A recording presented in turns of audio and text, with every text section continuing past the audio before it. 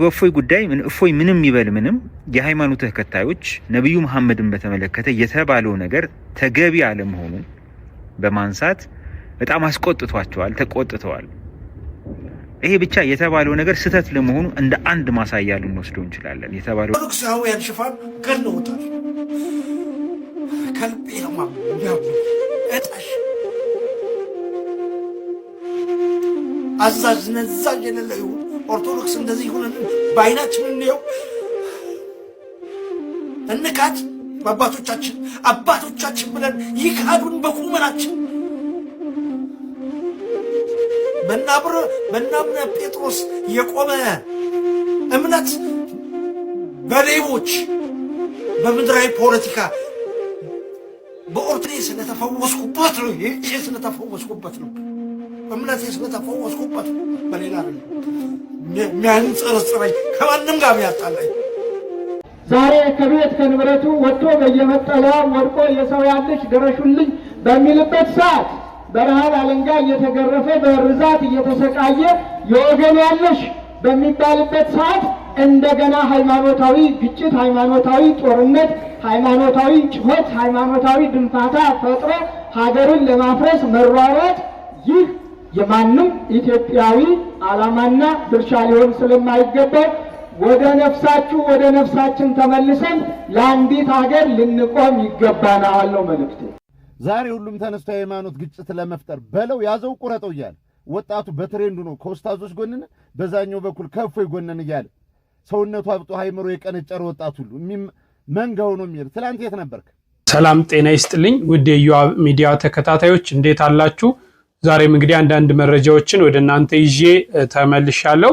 እንግዲህ በዚህ ውስጥ የምንመለከተው ብፁዕ አቡነ አብርሃም የጠቅላይ ቤተ ክህነት ዋና ስራ አስኪያጅና የባህር ዳር ሀገረ ስብከት ሊቀ ጳጳስ ጠበቅ ያለ መልእክት ለኦርቶዶክሳውያንና ለመላው ኢትዮጵያ ምዕመናን አስተላልፈዋል። ያንን የምንመለከት ይሆናል። ሌላው ደግሞ ከህግ አንጻር እንግዲህ ኦርቶዶክሳዊ የሆነው ጠበቃ ከህግ አንጻር የእፎይን ጉዳይ በሚገባ ተመልክቶ አንድ መልስ ሰጥቷል። እንግዲህ ይህንን መልስ የምንመለከት ይሆናል። በሙስሊምና በኦርቶዶክሳውያን መካከል ምን መምሰል አለበት የሚሉ የተለያዩ ነገሮችን እንመለከታለን። እስከ መርሃ ግብሩ ፍጻሜ ድረስ አብራችሁን ቆዩ። ይህ ቪዲዮ ለብዙዎች ደርሶ ብዙዎች በዚህ ቪዲዮ እንዲማሩ እንዲጽናኑ ላይክ በማድረግ ይቻላችሁ ደግሞ ሼር በማድረግ ይህንን ቪዲዮ ለብዙዎች አጋሩ። ለቤቱ አዲስ የሆናችሁ ሰብስክራይብ አድርጉትና ቀዳሚ ያደረግነውን ቪዲዮ እንመልከት። ዛሬ ሁሉም ተነስቶ የሃይማኖት ግጭት ለመፍጠር በለው ያዘው ቁረጠው እያለ ወጣቱ በትሬንዱ ነው ከኡስታዞች ጎንን በዛኛው በኩል ከእፎይ ጎንን እያለ ሰውነቱ አብጦ ሃይምሮ የቀነጨረ ወጣት ሁሉ መንጋው ነው የሚል። ትላንት የት ነበርክ? ትላንትና ስለ ቁርአን የሚያስተምሩ ኡስታዝ ዩቲዩብ ቻናል ላይ ገብቶ 7 ሰው መች ነበር? ማታ ፓንትና ላታቸውን የሚዘፈዝፉ በሰውነታቸው በጦታቸው ላይ ዘይትና ዱቄት የሚበትኑ በተራበበት ሀገር ላይ እነ ምናምን ስም አይጠር የኔ ፐርሰናል ስም መጥራት ስለማልችል ነው። እናት እንዲቱን አያት እንዲቱን ሴት ልጅ እንደዚህ ናት ለዚህ ነው የምትጠቅም እያለ ሴት ከሴት ሲሳሳም በልደት አስመስለው ሌዝቢያን ግብረ ሰዶምን 15000 እና 20000 ሰው ቁጭ ብላ አበባ ጊንጥ ምናምን ስትልክ የነበር ወጣት ትላንትና የቤተ ክርስቲያን አስተምሮ በቲክቶክ ሲደረግ 7 ሰው እስኪ ስለ ቁርአን የሚያስተምሩ ፎሎወራቸው ነኝ 3000 እኮ አልሞላም። አንድ ስለ ሂጃብ ለብሳ እስልምናዋን የተወይ ሴት የሆነ ነገር ስታወራ 1 ምናምን ሚሊዮን አይደል የተከታዩ ሴት ለሴት የሚሳሳሙት ገብርኤል ማርያም ምናምን እያሉ ነጠላ ለብሰው በየገዳሙ የሚዞሩ ቲክቶከር አፋጋሪዎች ገዳማትን እየዞሩ የሚያረክሱት ያለ ፓንት ቪዲዮ ላይ ቀርበው ሴት ከሴት ሲሳሳሙ 10 እና 20 ሰው አንዴ ላይቭ የሚያቸው ተከታያቸው 1.5 አይደል አንበሳ ድራጎ ምናምን አይደል ስተወርዱላቸው ምቱን የት የመጣ ፍቅር ነው ዛሬ? ሰውነት ከናሳብጠ ከኡስታዝ ጎን ነኝ፣ ሰውነት ከናሳብጠ ከእፎይ ጎን ነኝ። የት ግርግር ላይ ነው የተገኛችሁት? እስከ ዛሬ ኢትዮጵያ ውስጥ በተደረጉ ፖለቲካዊ ሃይማኖታዊ ትንሽ መነካካቶች ሎተሪ አዟሪው እንቁላል አዟሪው እናቱን ማስቲካ ሽጦ ሊያሳድግ የወጣ 12 ዓመት ልጅ ተረጋግጦ በጭስ ምናምን ታፍኖ የሚሞት እናቶች አይደሉ እነ ልጆቻቸው ተረጋግጠው እነ ነጠላቸው እግራቸው ተሰባብሮ ሆስፒታል የተኙ የት ወጣት በየትኛው እንትን ጊዜ ተገንቶ ነው? ዛሬ ምንም ላንፈጥር በየሚዲያው እየወጣን ያዘው ግደለው ልቀቀው። ምን ሃይምሮና አቅም ካላችሁ አላህንና እግዚአብሔርን ከፈለጋችሁ እምነት ተቋማት ቤተ እምነት ተቋማት መስጊድና የተዋህዶ ቤተክርስቲያን ቅጥር ግቢ የፈረስ መጋለቢያ የለም ያክል አንድ ኡስታዝ ሲያስተምር 4 በስኳር በሽታ የደከሙ እናቶች አባቶች ኦርቶዶክስም ሱባኤ ሲደረግ 4-5 ጡረታ የወጡ እናቶች አይልም የሚገኙ ነጠላ ዘቅዝቀው ለብሰው ወንበሩ አቧራ ሲጠጣው ላይ ልሚያመሽ ለምንድነው? እግዚአብሔርን ነው ያለህን ፈልገ ማግኘት ሲያቅትህ እናት አባትን ሰርተ መጦር ሲያቅትህ የወለድከው ልጅ ማሳደግ ሲያቅትህ እንደ ወንዶች ተሰደ በበረሃ ባሸዋ ኩላሊትን አወጡት ማላወጡት መሽፍታ ጋር ተናንቀ በበረሃ ወጥ መኖር ሲያቅትህ የሃይማኖት ጦርነት ራስክን ማጥፋት ኃጢአት መስሎ ስለታየ የሰዎችን ህይወት ለማበላሸት ለምንድን ነው የምትቸኩለው?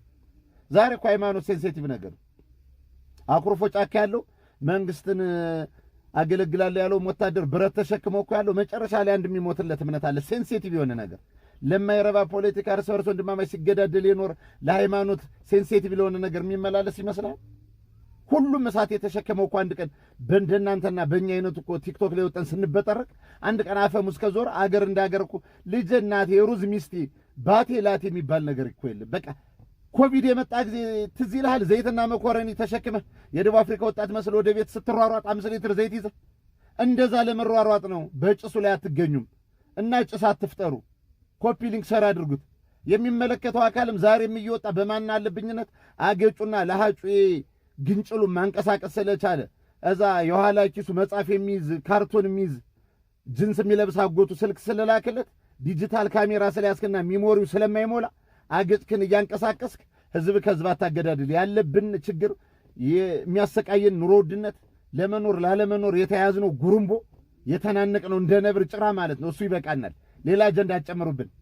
ጉልበተኛ ነኝ ጠንካራ ነኝ ወንድ ካልክ ዛሬ ማታድና መስጊድና ከኡስታዝ ጋር ትምህርትን ተማር። ኦርቶዶክስም ከሆንክ ሄድና እዛ ቤተ ክህነት ወንበሩን ወሎላ አልጋባረውን ስለ ኢዮብ ታሪክ ወይ ስለ ሐዋርያው ጴጥሮስ ምናምን ዮሐንስ ወንጌል ምናምን ሰምተና ጉልበት ካለ እሱን አድርግ። እግዚአብሔር የሚወድ እንደዛ ነው። አመፀኞችን ክርስቶስ በአንድ ቀን ምድረ በዳ አድርጎ ማደር ይችላል። ለኃይለኛው አምላክ ኃይለኛውን ለመታየት አትሞክር፣ አታስመስል። ጭሳሙነህ ጭስ ለመፍጠር አትሞክር። ኮፒ ሊንክ ሸር አድርጉለት። 4ኛ ጊዜ በሃይማኖት ግርግር አልመጣም። ማንነትህን አውቀህ ከላይም ያላችሁ ኡስታዞች ህዝብ እንዲወዳችሁ ቤተ ክህነትም ያላችሁ አንዳንድ ስነ ምግባር የጎደላችሁ ኡስታዝና ቤተ ክህነት ልብሱን ብቻ እየለበሳችሁ እየወጣችሁ በእሳት ላይ ቤንዝል አጨምሩ።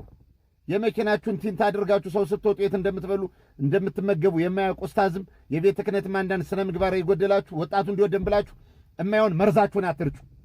እናንተ የጠላችሁትን ህይወት ማንን የማይወደው ሀገር እንደ ሀገር ቀጥሎ ልጅ እናሳድጋለን ብለን ነው። ኮፒ ሊንክ ሸር አድርጉላችሁ። እውነት ነው፣ እንደተመለከትነው ነው። በጣም በሚገርም ሁኔታ በመንጋ እየተነዳን ያለ ነው። ትላንትና ብዙ የሙስሊም መምህራን ኡስታዞች ቤታቸውን ከፍተው ሊያስተምሩ ቁርአናቸውን ዘርግተው ሊያስተምሩ በተቀመጡ ሰዓት ገብቶ የሚማር የለም። እንዲሁም በኦርቶዶክሳውያን ደግሞ ገብቶ የሚማር የለም። ዛሬ ግን የሃይማኖት ግጭት ለመፍጠር ከዛም ወገን እንደዚህ ተነክተናል፣ ከዚህም ወገን እኛ አገሌዎች ነን እየተባለ ጦርነት ለመፍጠር እየተካሄደ ነው እና ምንም የሃይማኖቱ አስተምሮ እንኳን ሳይኖርም ማለት ነው። ትላንትና ኑ ተማሩ ሲባሉ የነበሩ አካላቶች ሳይማሩ ዛሬ ጩኸት። ይሄ ምንድነው? ብንማር ኖሮ ለሃይማኖታችን ለምንጮን ሳይሆን ብንማር ብናውቅ ምን ብንል ይቅርታን መቼም በይቅርታ ነገሮችን በተስተካከለ መንገድ በስርዓትና በህግ መፍታት ይቻላል። ኦርቶዶክስ ተዋሕዶ ቤተክርስቲያን ሰላም ነው የምትሰብከው፣ ፍቅርን ነው የምትሰብከው። ሁሉ ነገር በህግና በስርዓት እንዲሆን ነው የምትፈልገው። የሙስሊሙን በእርግጠኝነት ቁርአኑንም ባላቀው ይሄንን ነው የሚፈልጉት። ጦርነትን የሚፈልግ መገዳደልን የሚፈልግ አካል አለ ብዬም አላምንም ማለት ነው። ትምህርቱን ብንማር ይሄን መንገድ በምን መፍታት እንደምንችል እናውቅ ነበር። ዛሬ ግን ይሄንን ከመፍታት ይሄንን ከማስተካከል ለህግ ነገሩን ከመተው ይልቅ እያባባስ ነው ወደ አልሆነ ነገር እየተወሰደ ነው። ይሄ በጣም ያሰጋኛል። በተለይ ሀገሪቷ ላይ ስንት ዓመት ተዋዶ የኖረን ማህበረሰብ የሚለያዩሉ ነው የሚመስለኝ። በቃ የፖለቲካ ጨዋታ ሊሆን የሃይማኖት ደግሞ ሌላ ነገር ነው ይዞ እየመጣ ያለውና አንዳንዴ የምንናገረውን ሚዲያ ላይ ወተን ምንትን የምንለውን ማወቅ አለብን ማለት ነው። ያጠፋ ሁሉ መቀጣት አለበት፣ ያጠፋ ሁሉ መጠየቅ አለበት። ሲጠየቅ ግን በየት ነው መሆን ያለበት? በስርዓት። ግን ሙስሊሞችም እንሁን ኦርቶዶክሳውያን፣ ሌሎች ቤተ እምነቶችም ትምህርታችንን ለመማር እስቲ ለሃይማኖታችን ትኩረት ለመስጠት ብንጥር የተሻለ ነው የሚል እምነት አለኝ። እሺ ቀጣዩን እንመልከት። አድምጦት አንተም ስለ ሙስሊሞች ያለን አቋም እስቲ ያሳውቅ። ስለ ሙስሊም ኢብራሂም በድሩን ታውቀዋለህ? ላለፉት 17 ዓመታት የልብ ጓደኛዬ ነው። ከዩኒቨርሲቲ ጀምሮ አንድ አልጋ ላይ እየተኛን ለሱ የሚላከውን ብር አብረን እያጠፋን ለኔ የመጣውን ስንቅ አብረን እየበላን እስከ ዛሬ ድረስ በጓደኝነት ጸንተናል። ይገርማል። ሳገባ ሚዜ ኢብራሂም በድሩ ነበረ። ሁለተኛው ሚዜ መለሰ ይባላል። የፕሮቴስታንት እምነት ተከታይ ነው። ላለፉት 17 ዓመታት ምርጥ ጓደኛዬ ነው። ለሱ የተላከ ገንዘብ የኔ ነው፣ ለኔ መጣ በሱ የሱ ነው። እስካሁን ድረስ በጓደኝነት አብረን ዘልቀናል። የልቤን ማማክረው፣ ሚስጥሬን ምነግረው፣ እድገቴን ማሳየው ጓደኛዬ ነው። ኢትዮጵያዊ ሆነ ስለ ሙስሊም ያለህን አቋም ንገረኝ ስትል ትንሽ አታፍርም? ኢትዮጵያዊ ስትሆን የሌላውን ሃይማኖት አክብረ ሌላውን ወደ የራስህን ደግሞ አምነህ አምልከህ ትኖራለህ። እኔ ከኢብራሂም ጋር ኮሮና በገባ ወቅት አንድ ቤት ነበርን። ወቅቱ የረመዳንና የአብይ ጾም ነበረ። ሁለታችንም በአንድ ቤት ጾመን ሰዓት ሲደርስ እኛ ሳሎኑን ለሱ ለቀንለት ሰርቪስ ውስጥ ሄደን ውዳሴ ማርያም እናደርስ ነበር። እሱ ሳሎን ውስጥ በሰዓቱ ሶላት ይሰግዳል። በኋላ ግን ሁለታችንም በአንድ ትሪ አብረን ማዕድ እየበላን እኔ ለሱ እየጸለይኩኝ እሱ ለኔ እየጸለየ ነው በጓደኝነት የምንኖረው። ሁሉም ያመነበትን ይኖራል። ሁሉም መልካም ነው ያለውን ለወንድሙ ይመኛል። ከዚህ በተረፈ በመስደብ የሚሰበክ ክርስትና፣ በማንቋሸሽ የሚሰበክ ሃይማኖት ግን የለም። እግዚአብሔር አምላክ የሁሉም አባት ነው። ለሁሉም መዳን ይጨነቃል። የሁሉም ህይወት ያሳስበዋል። እኔ ስለ እግዚአብሔር ብዬ ብሳደብ ስድቡ ኃጢአት ሆኖ ያስወቅሰኛል እንጂ ጽድቅ ሆኖ አይቆጠርልኝም። አንተም ስለ አላህ ብለህ እኔም ብትናገረኝ ዋጋን በሰማይ ታገኘዋለህ። እኔ ስለ ሙስሊም ያለኝን አቋም ዳሩ ሰላም መስጊድ ሂድና ኢብራሂምን ጠይቀው። ብቻ ምን አለፋ ኢትዮጵያዊ ሆነ ስለ ሙስሊም ምን አቋም አለ አይባልም። ኢትዮጵያውያን ተዋደን ተፋቅረን ተከባብረን አንዳችን የአንዳችንን ሃይማኖት አክብረን በፍቅር በሰላም አንዳችን ለአንዳችን እየጸለይን የምንኖር ህዝቦች። ይሄን እውነት ነው። እንግዲህ ኮሜዲያን እሸቱ ሁላችሁም በበጎ ስራ በዶንኪ ቲዩብ በደንብ ታውቁታላችሁና ጥሩ ነገር ነው የተናገረው። እንዴት አድርጎ ከሙስሊም ጓደኛው ጋር ህብረት ፈጥሮ እንዴት ይኖር እንደነበር እና በዛ ውስጥ ደግሞ በጣም የተናገረው ነገር ደስ ያለኝ እነዚህ ክርክሮችም ሃይማኖታዊ ነገሮችም እውቅና ላላቸው ቤተክርስቲያን እውቅና የሰጠቻቸው አካላቶች እንዲናገሩ፣ እነሱ እንዲያስተምሩ፣ እነሱ እንዲመላለሱ ቢደረግ ትናንሽ ነገሮችን ይዘን ሚዲያ ላይ እየወጣን ይሄ ሁሉ የሆነው በዚህ ነገር ነው የሚል በጣም ጥሩ ነገር ነው ሲናገር የነበረው።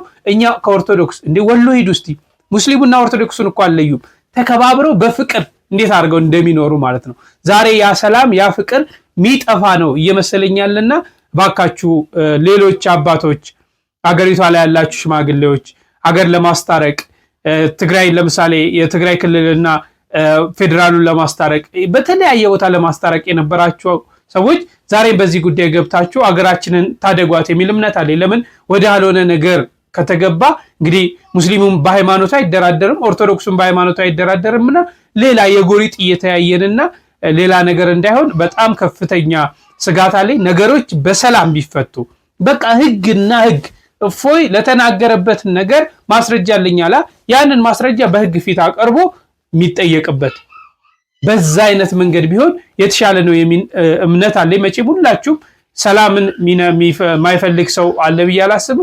ሁላችሁም እንደዚህ ነው ሐሳባችሁ ብዬ አስባለሁ። ግን እንድታውቁ የምፈልገው መቀጣት ካለበት ሁለቱም ጋር መጥፎ ነገር የተናገሩ አካላቶች በህግ መቅረብ አለባቸው። ኦርቶዶክስ ተዋህዶን ኢየሱስ ክርስቶስን ክብር ይግባውና ሲናገሩ የነበሩ አካላቶች አሉ፣ በጣም ጸያፍ የሆኑ ነገሮች። ለነዚህም ፍትህ ሊሰጥ ለነዚህም ሊጠየቁ ይገባል የሚል እምነት አለኝ። እሺ እንከታተል። ስሜታዊ ሆነን ልንናገር የምንችላቸው ነገሮች ሊኖሩ ይችላሉ፣ ግን ስሜታዊያን መሆን ግን የለብንም። እሺ ስሜታዊያን ስሜቱ ሙሉ በሙሉ ተቆጣጥሮ ሙስሊሞችን እስከጠላ ድረስ በፍጹም መሆን የለበትም። ይሄንን ካደረግ ጸብ ከእግዚአብሔር ጋር ነው የሚሆነው። ይኸውላችሁ የሬት ወዳጆች የሆነ ነገርን ለመውደድና ለመጥላት መጀመሪያ እግዚአብሔር ያን ነገር ይወደዋል ይጠላዋል ብላችሁ ጀምሩ። ከዛ ጀምሩ። እግዚአብሔር የሚጠላውን ነገር ጠሉት። እግዚአብሔር የሚወደውን ነገር ብትጠላ ግን የእግዚአብሔር ቁጣ በአንተ ላይ ሊመጣብህ ይችላል። ስለዛ በተአምር እንዳናደርገው በጣም መጠንቀቅ አለብን። ስለዛ እንዳንጠላ የሆነ አሁን ለምሳሌ ሙስሊሞች አሁን በተለያየ በአንድም በሌላ ምክንያት የሆነ በግርግሩ ምንም እየተነሳ የሆነ ነገር የሚያናድድ ነገር ሲያደርጉ ካያችሁ ጥላቻ የነሱን መጥላት በውስጣችን በጣም እየነገሰ እንዳይሄድና ሰይጣን ያችን ቀዳዳ አድርጎ ከገብቶ ደግሞ የጥላቻ መንፈስ ነው ውስጣችን እንዳይበክለውና እንዳይዘራብን ለነሱ መጸለይ። ስንጸልይላቸው አንጠላቸው፣ ስራቸውን ግን ልንጠላው እንችላለን። ስራ ሊጠላ ይችላል። የማንም ክርስቲያን ሆኖም ኃጢአት የሚሰራ ካለ ይጠላል ስራው። ሰዎች ግን አይጠሉም። እግዚአብሔር ሰዎችን ይወዳል። ፕሊዝ በጌታ እዚህ ምድር ላይ መሬት ላይ ልክ ስትኖሩ ሙስሊሞችን አይታችሁ አሁን በተለያየ አጋጣሚ በሚዲያው በሚነሱ ግርግሮች ምክንያት ለነሱ የሆነ ጥላቻ ነገር ማሳየት እንዳትጀምሩ፣ እንደው በጌታ እንዳንጀምር። ይሄ ነው በጣም የሚያስፈራው። እኔ ፕሮቴስታንቲዝም ላይም ስሰራ ክርስቶስን በጣም የሚያስፈራኝ አንዱ ነገር ይሄ ነው። ፕሮቴስታንቲዝም ስህተት ነው በቃ አለቀ። እኔ እንደዛ ብዬ ነው እንደዛ ብለን የምናምነው እና እዛ ላይ በጣም ስንሄድበት ትምህርቱ ላይ ግን የኛ የራሳችን ግን ጭንቅላታችን እነሱ ወደ መጥራት እየተቀየረ እንዳይሄድ ብዬ በጣም ነው የምፈራው እና እንደዛ መሆን የለበትም። በጣም መጠንቀቅ አለብን። እሱን ለመጠበቅ ጸልዩ ማለት ለነሱ ለምሳሌ ለፕሮቴስታንቶች መጸለይ ለምሳሌ ወንድሞቻችን ናቸው እህቶቻችን ናቸው ልንጸልይላቸው ይገባል። በተለይ ብዙዎቹ ታውቃላችሁ ምን ያህል ምስኪኖች የዋሆች እንደሆኑ። ስለዛ በተቻለ አቅም ለነሱ መጸለይ መለመን ልክ ስትጸልዩላቸው አጠሏቸው ሳጣሏቸው ምንፍቅናውን ብቻ በመጥራት እንደውም እነሱን ወደ ክርስትና ወደ ኢርሳን ለማምጣት መስራት ትጀምራላችሁ። ይሄ ነው የሲያም ሆነ የመከባበሩ መፋቀሩ ግን ክርስቶስ ላይ እንድንደራደርበት አያደርገን በፍጹም አይቻልም። እሱ ገና ለገና መቻቻል መፋቀር እሱ አለ እንደዛ መከባበሩ ምናምን አለ። ስለዛ በቃ ኢየሱስ የእግዚአብሔር ልጅ አይደለም ምናምን ቢሉም በቃ እንደው ይወርዱ እስቲ ተዋቸው አንልም። እንደዛ አንልም መከባበሩ ምናምን መቻቻሉ ስላለ ኢየሱስ የእግዚአብሔር ልጅ አይደለም ብሎ አንድ ሙስሊም ወጥቶ ቢናገር በቃ ይበር ችግር የለም። የምናልፋቸው ነገሮች አሉ፣ የማናልፋቸው ነገሮች አሉ። የምንሞትለት ነገር አለ፣ የማንሞትለት ደግሞ ነገር አለ። በማንሞትለት ነገር ዝም ብለን ራሳችን ሄደን እንትን አናደርግም። የምንሞትለት ነገር ግን አለ፣ ጌታችንን እንሞትለታለን። ኢየሱስ የእግዚአብሔር ልጅ አይደለም ቢል እንስህተት ነህ፣ ኢየሱስ እርሱ ክርስቶስ የእግዚአብሔር ልጅ ነው እንላለን። እንዲህ ብለህ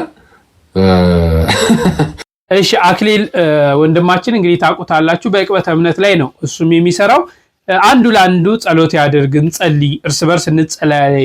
እኔ አሁን ለምሳሌ ከፕሮቴስታንቱ ጋር ሰራ ጥላቻ ውስጣችን እንዳያድር በጣም እሰጋለሁ የሚል እና እልህ አንገባባ፣ ነገሮች በሰከነ መሆን አለበት የሚል ጥሩ መልእክት ነውና ወንድማችን እግዚአብሔር አምላክ ይስጥልን፣ በእድሜ በጸጋም ያቆየ። ዛሬ ከቤት ከንብረቱ ወጥቶ በየመጠለያው ወድቆ የሰው ያለች ድረሹልኝ በሚልበት ሰዓት በረሃብ አለንጋ እየተገረፈ በርዛት እየተሰቃየ የወገን ያለሽ በሚባልበት ሰዓት እንደገና ሃይማኖታዊ ግጭት፣ ሃይማኖታዊ ጦርነት፣ ሃይማኖታዊ ጭሆት፣ ሃይማኖታዊ ድንፋታ ፈጥሮ ሀገርን ለማፍረስ መሯሯጥ ይህ የማንም ኢትዮጵያዊ ዓላማና ድርሻ ሊሆን ስለማይገባው ወደ ነፍሳችን ተመልሰን ለአንዲት ሀገር ልንቆም ይገባናል ነው መልእክቴ። ከዚህ በተረፈ የኢትዮጵያ ኦርቶዶክስ ተዋሕዶ ቤተክርስቲያን እምነት ተከታዮች በሙሉ እንዳጋጣሚውም ደግሞ በዚህ በባህር ዳር ሀገረ ስብከት ስር ያላችሁ ቤተክርስቲያን አንዲት ብትሆንም በእያንዳንዱ መሪ ያለው ለእያንዳንዱ ሀገረ ስብከት ከዚያም መንበረ ፓትርያርክ አለው ሁላችንም የምንሳተፍበት ቅዱስ ሲኖዶስ አለ። ለምንሰራው ስራ ሁሉ ስሜታውያን ነን። በስሜት አንነሳ። በትዕግስት በፍቅር በጸሎት እያንዳንዱን ነገር ለክተን መጥነን አመዛዝነን የእያንዳንዳችንን ድርሻ አውቀን የእግዚአብሔርን ለእግዚአብሔር ብለን ተመካክረን በጎ ስራ ለመስራት ራሳችንን እናዘጋጅ። ከዚህ ውጭ ግን እያንዳንዱ ዛሬ መጠን ሰሚያው ብዙ ነው። የጸሐፍቱ ብዛት ሰላም አይሰብኩም እንጂ ፍቅርን የሚሰብክ የለም እንጂ ጥላቻን የሚሰብከው ብዛት፣ ያላየውን አየው ብሎ የሚሰብከው ብዛት፣ የሚታየው ነገር በጣም ብዙ ነው። ያንን ሁሉ እንከተል ካል እንደ ሃይማኖት የሃይማኖት ድርሻ አይጠቅም፣ እንደ ሀገርን አይጠቅም። ስለዚህ የምንሰራውን ሁሉ ተናበን ተስማምተን እንኖር። ጥንቃቄ ግን እናድርግ። ተመሳሳዩ ብዙ ስለሆነ ወደ ነገሮች የሚገፋፉ፣ ወደ ጭወት የሚገፋፉ፣ ወደ ጥላቻ የሚገፋፉ፣ ወደ መደባደቡ፣ ወደ ደም ማፋሰሱ የሚገፋፉ ብዙዎች ስላሉ እንደዚህ አይነቱን ጆሮ ዳባ ልበስ በሉት። ፍቅርን የሚሰብከውን እንስማ፣ ግን ቤተ ክርስቲያናችንን ደግሞ እንጠብቅ። የሁሉም የደካማ ሁሉ ምንድነው መሞከር ያለ የወደቀ ግንድ አይታችሁ ታውቃላችሁ? ግንድ አንድ ቦታ ላይ ከወደቀው ጫካ አካባቢ መንደርም አካባቢ ከሆነ የድሮ መጥረቢያ ይዞ ነው የሚሄደው እያንዳንዱ ባላቅ። ስለዚህ ባለፈ ባገደመ ቁጥር ያንን ግንድ ሳይመታው ያለ ክንዱን ይሞክርበታል። አሁን እያየነው ያለ ያም ተነስቶ ቤተክርስቲያኗ፣ ያም ተነስቶ ቤተክርስቲያኗ፣ ያም ተነስቶ ካህናቷ፣ ያም ተነስቶ ልጆቿ። ኢትዮጵያዊ ሰው ያን ያህል ይደባደባል? ሞቶስ ያን ያህል ይወቀራል? እንደው አንጀቱስ ይፈቅዳል? ህሊናውስ ይፈቅዳል? ሰው ሆኖ በመፈጠሩ ብቻ ክቡር ሰው ከሞተ በኋላ አስከሬን የሚደረደርበት ሀገር ህግ ባለበት፣ ከሞተ በኋላ እሳት የሚቃጠልበት ሀገር ህግ ባለበት፣ ከሞተ በኋላ ብዙ ፈተና የሚደርስበት ሀገር እምን ዘመን ላይ እንደደረስን ወቁት። ለዚህ አስተዋጽኦ የምናደርገው ተመሳሳይ ስራ በመስራት አይደለም። በጸሎት፣ በትዕግስት፣ በፍቅር፣ በሰላም ወደ እግዚአብሔር በመጮህ ያለምንም መሳሪያ ዓለምን ድል አድርጎ ድል እንድናደርግ ዓለምን አሸንፎ እንድናሸንፍ ያስተማረንን አምላካችን መድኃኒታችን ኢየሱስ ክርስቶስን ስንከተለው ብቻ ነው። የትኛውንም መሳሪያ አልያዘም፣ ግን በትዕግስቱ፣ በፍቅሩ፣ በሰላም ሁሉንም አሸንፎ እንድናሸንፍ አስተምሯል። ስለዚህ አዲስ ነገር አለመኖሩን አውቀን በዓለም ሳላችሁ መከራ አለባችሁ፣ ነገር ግን አይዟችሁ አትፍሩ፣ እኔ ዓለምን አሸንፌአለሁ። እኛም እናሸንፈዋል። እነ ቅዱስ ጊዮርጊስ አሸንፈዋል አላሸነፉ? ስንት ነገስታት ነው ቅዱስ ጊዮርጊስ ያሸነፈ? 70 ነገስታት። ምንድን ነበር በእጁ ያለ? ጦር፣ ሰይፍ። ምንድን ነበር በጊዮርጊስ እጅ ያለ? ነፍጥ። ምንድን ነበር በጊዮርጊስ እጅ ያለ? ወንጭፍ፣ ድንጋይ፣ ጎራዴ። ምንም ነገር አልነበር። መስቀሉ ብቻ ነው በእጁ ያለ። እምነት ነው ያለ፣ ትዕግስት ነው ያለው፣ ፍቅር ነው ያለው። በጸሎቱ እሳት አውርዶ በእሳት አቃጥሏቸዋል። በጸሎቱ እሳት ጥሩ አይደለም፣ እሳት አንድዶ አይደለም፣ በታምራት ነው ከእግዚአብሔር በሆነው። ብፁዕ አቡነ አብርሃም እንግዲህ ቆራጡ አባታችን በብዙ ነገር እናውቃቸዋለንና ቆፍጠን ያለ ነገር ነው የተናገሩት። ሃይማኖታዊ ግጭትን ለመፍጠር የሚሄዱ አካላቶች አሉ። ሀገሪቷን ለመበጥበጥ፣ ሀገሪቷ በሰላም የምትኖረው ለመበጥበጥ የሚሄዱ አካላቶች አሉ። ስሜታዊ የሆንን ነው። ከስሜታዊነት መውጣት አለብን። ነገሮችን በትዕግስት፣ ነገሮችን በፍቅር፣ ነገሮችን በመልካም ሁኔታ ማየት አለብን። ይህ ነገር ዋጋ ያስከፍለናል። ቤተክርስቲያን ይሄ ናት። እየተጎዳች ግራን ሲመታ እኮ ቀኝን ስጥ ነው አይደል? እየተጎዳችም ምንም እያለች ቢሆን ሰላምና ፍቅር ነው የምትሰብከውና ግጭት ለማድረግ የሚሉ አካላቶች ከዚህ ድርጊታቸው ሊታቀቡ ይገባል የሚል ጠንከር ያለ መልእክት ነው ብፁዕነታቸው ያስተላለፉት። እሺ ጠበቃውስ ምንድነው የሚያነሳው? ሰሞኑን መነጋገሪያ ከሆነው ከእፎይ ጉዳይ ጋር በተያያዘ የተወሰነ ነገር ለማለት ነው የመጣሁት። እንግዲህ ይሄ ከሐሰተኛ ንግግር፣ ከጥላቻ ንግግር፣ የሌላን ሃይማኖት፣ ባህል እና እምነት ካለማክበር ጋር በተያያዘ በጣም በርካታ ቪዲዮ ነው የሰራሁት። ወደኋላ ሄዳችሁ ልትመለከቱት ትችላላችሁ። እንግዲህ በእፎይ ጉዳይ እፎይ ምንም ይበል ምንም የሃይማኖት ተከታዮች ነብዩ መሐመድን በተመለከተ የተባለው ነገር ተገቢ አለመሆኑን በማንሳት በጣም አስቆጥቷቸዋል፣ ተቆጥተዋል። ይሄ ብቻ የተባለው ነገር ስህተት ለመሆኑ እንደ አንድ ማሳያ ልንወስደው እንችላለን። የተባለው ነገር ትክክል ነው ትክክል አይደለም የሚለውን እንደ አንድ መመዘኛ ልንወስድ እንችላለን። በኋላ ደግሞ የተባለው ነገር በትክክል እንዴት ነው የተገለጸው የሚለውን በማየትም የነገሩን ተገቢ አለመሆን ለማየት እንችላለን። እንግዲህ ይሄ ወንጀል ነው ወይ ከህግ አኳያ እንዴት ይታያል? ደጋግሜ ስላወራሁት እሱን ባጭሩ ብቻ ብዬ ልለፍ። የሌሎችን ሰዎች ሃይማኖት ማንቋሸሽ፣ የሌሎችን ሰዎች የተከበሩ ሰዎች አይደሉም። ነዋያተ ቅድሳት የሚባሉት ቅዱሳን እቃዎች የሚባሉት እነሱ እንደ የተከበሩ ነገሮች፣ እንደ ቅዱሳን ነገሮች የሚቆጥሯቸውን ነገሮች በሙሉ ማንቋሸሽና መስደብ ወንጀል ነው። እሱ ሳይሆን ጉዳዩ ይሄ ነገር ለምንድን ነው በዚህ ልክ እየተስፋፋ ያለው? ለምንድን ነው ሊታረም ያልቻለው? ለምንድን ነው ከእንደዚህ አይነት ነገሮች ጀርባ እያንዳንዱን ነገሮች ስንፈትሽ ከጀርባ በሺዎች የሚቆጠሩ በሚሊዮን የሚቆጠሩ ሰዎች ያሉት? የሆኑ ሰዎች በሆነ ነገር ላይ ማንቋሸሽ ተግባር ሲፈጽሙ እነሱን የሚደግፉ በሚሊዮን የሚቆጠሩ ሰዎች አሉ። ምንም አጠራጣሪ አይደለም። ይሄ ማለት አደገኛ ነው ማለት ነው። ይሄ አሁን ከዚህኛው የሰዎችን ሃይማኖት አንቋሸሻችሁ ከሚለው ነገር ከፍ ብሎ ሄዶ የሰው ህይወትን ማሳጣት፣ ንብረትን ማውደም፣ የእርስ በርስ ግጭት መፍጠር ወደሚባል አደገኛ ነገር ሊያድግ ይችላል። ስለዚህ የሃይማኖት ክርክር የምናደርግ ሰዎች በምንከራከርበት ጊዜ ካፋችን የሚወጣው ቃል የታረመና ሌላውን ሰው በምክርና በሐሳብ ልውውጥ ለማሳመን የሚደረግ ጥረት እንጂ መሆን ያለበት ያንን ሰው በማንቋሸሽና በማዋረድ ወይም የዛ ሰው እምነትና አስተሳሰብ የሆነውን ነገር በማዋረድ አይደለም ሊደረግ ወይም ሊከወን የሚገባው።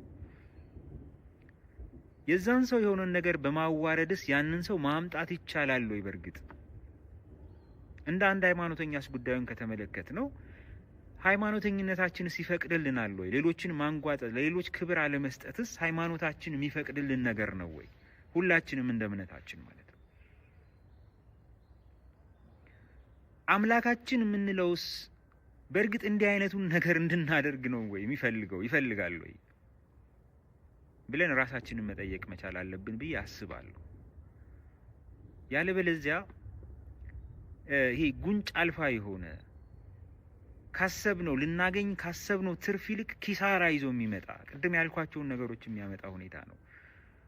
ስለዚህ የማይሆን ነገር ስናይ አንደኛ ዛሬ የሙስሊሞች ተራ፣ ነገ የክርስቲያኖች፣ ነገ የሌላ ሃይማኖት ተከታዮች ተራ የሆነ በደልን ወይም ጉዳት ማስከተልን ተራ በተራ መሸከምን ከማትረፍ ውጪ የምናገኘው ነገር የለም። ከዚህ በፊት በክርስቲያኖች ላይ ሲደረግ እርስ በርስ በጋራ ኖ ማለት ካልቻለን፣ አይ ዛሬ የኛን አይመለከትም እንደውም እንኳን አደረክ እሰይ ስንል እኛ ላይ ሲመጣ ደግሞ ኖ ለምን ተነካን ማለት የለብንም እና ሁሌ እርስ በርስ ትክክል ያልሆኑ ኃጢአት የሆኑ ወንጀል የሆኑ የማያርሙ የማያንጹ ነገሮች ሁልጊዜም በዋጭሩ ኖ ማለት መቻል አለብን። እንደዚህ አይነት ሁኔታዎች በሚከሰቱበት ጊዜ ደግሞ እንግዲህ መከሰታቸው አይቀርም ነገም ከነገ ወዲያም፣ ምክንያቱም ችግሩ ጥልቅ ስለሆነ መፍትሄ የምንሰጠው በህግና በህግ መሆን መቻል አለበት። በራሳችን እጅ ፍትህን መውሰድ የለብንም። እንደዛ የምናደርግ ከሆነ ነገሩን እናባብሰዋለን። ስለዚህ በስሜታዊነት በቁጣ ወይም ደግሞ ከነገሩ መበደል የተነሳ ይህን ነገር በራሳችን እጅ ለማከናወን መሞከርም አደገኛ ነው የሚሆነው። የበለጠ ችግሩን ማክፋት፣ በዛ ላይ እንደውም ሌሎች ሰዎች እንዲነሱ ማድረግ ስለሚያመጣ በዚህ ነገር ላይ በጣም መጠንቀቅ ያስፈልጋል ብዬ አስባለሁ። አንድ ያየሁትን ቪዲዮ አውርቼ ላጠናቅ። በኢትዮጵያ አየር መንገድ ውስጥ አንድ ጭስ ይነሳና ሰዎች ከጭሱ የተነሳ አውሮፕላኑ ይወድቃል በሚል ፍርሃት ጸሎት ወደ አምላካቸው ያደርሳሉ እና ይህ ቪዲዮ በማህበራዊ ድረገጽ ተሰራጭቷል እና በዚህ ጊዜ ሰዎች ቪዲዮ ውስጥ ሰዎቹ እንኳን ዳኑ ወይም ደግሞ እንደየ ሃይማኖታቸው ቴንኪዩ አይደለም እያሉ የነበረው፣ አይ እነሱ ካሉት አምላክ በተቃራኒ አይ ያዳነህ እኮ እሱ አይደለም እከሌ ነው እያሉ ይሄ ርካሽ የሆነ የሃይማኖት ትርፍ ለማግኘት አይደል፣ ፖለቲከኞች ይላሉ አይደል፣ ርካሽ የሆነ የፖለቲካ ትርፍ ለማድረግ ተብሎ የተደረገ ነው የሚሉት አይነት ሃይማኖትም ላይ እንደዚህ አይነት ነገሮች አሉ እና አንዳንዴ ስለ ሃይማኖታችን የምናወራው ከሃይማኖታችን ቀናይነት የተነሳ ነው ብሎ ለማለት ከሚያስችለው ወተን ይሄ መታበይ የኔ ይበልጣል የኔ ነው ትክክል ብሎ እንትን ከማድረግ የመጡ ነገሮች ይታያሉ እዚህም እዛም። ስለዚህ እነዚህ ነገሮች በጋራ በሚያንጽ መልኩ አደጋ በማያስከትል መልኩ ነው ልናርማቸው የሚገባው። አዎ እንደሰማችሁት ነው። ጠበቃው እንግዲህ የሌላን ሃይማኖት መንካት፣ የሌላን ባህል መንካት፣ የሌላን ብሔረሰብ መሳደብ ከፍተኛ ዋጋ እንደሚያስከፍልና በሕግ እንደሚያስቀጣ ነው ዘርዘር አድርጎ የተናገረው። ተረዱታላችሁ ያለውን ብዬ አስባለሁ። ብፁዕ አቡነ ናትናኤል ስለ ሰማዕታት እንደዚህ ይላሉ።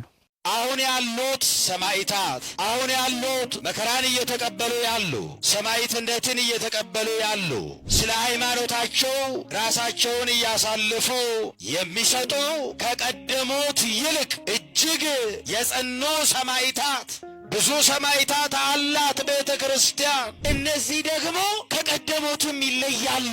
ከዚህ በፊት ከነበሩትም ይከብራሉ። አቤት ጽናታቸው፣ አቤት ጥንካሬያቸው፣ አቤት ብርታታቸው! ስለ ሃይማኖታቸው በመጽናት እንዴት ያሉ የጸኑ ናቸው! እንዴት የበረቱ ናቸው! ስለ ሃይማኖታቸው ራሳቸውን አሳልፈው የሚሰጡ እነዚህ ደግሞ እጅግ የጸኑ ናቸው። እነ አርሴማን እያየ ነው። እነ ቂርቆስን እያየ ነው። እነ አናንያ እነ አዛርያን እያየ ነው። እነ ቅዱስ ጊዮርጊስን እያየ ነው። መከራን ለመቀበል ለራሳቸው የማይሳሱ፣ ለሕይወታቸው የማይሳሱ፣ ለነፍሳቸው የማይሳሱ ራሳቸውን አሳልፈው በመስጠት ሰማዕትነት ዘመን አይወስነው።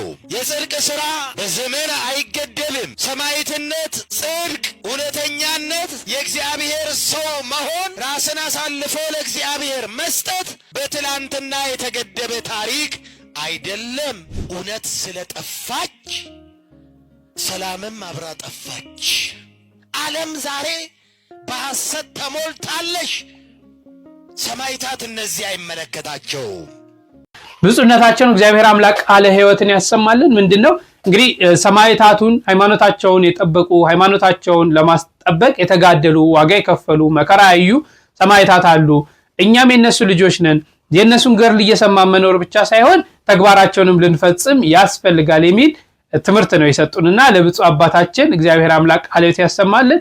የብፁዕነታቸው የሁለቱም የብፁዓን አበው ሊቃነ ጳጳሳት በረከታቸው ይድረሰን። በመጨረሻ ዛሬ መጋቢት 5 የአቡነ ገብረ መንፈስ ቅዱስ የዕረፍት በዓላቸው ነው።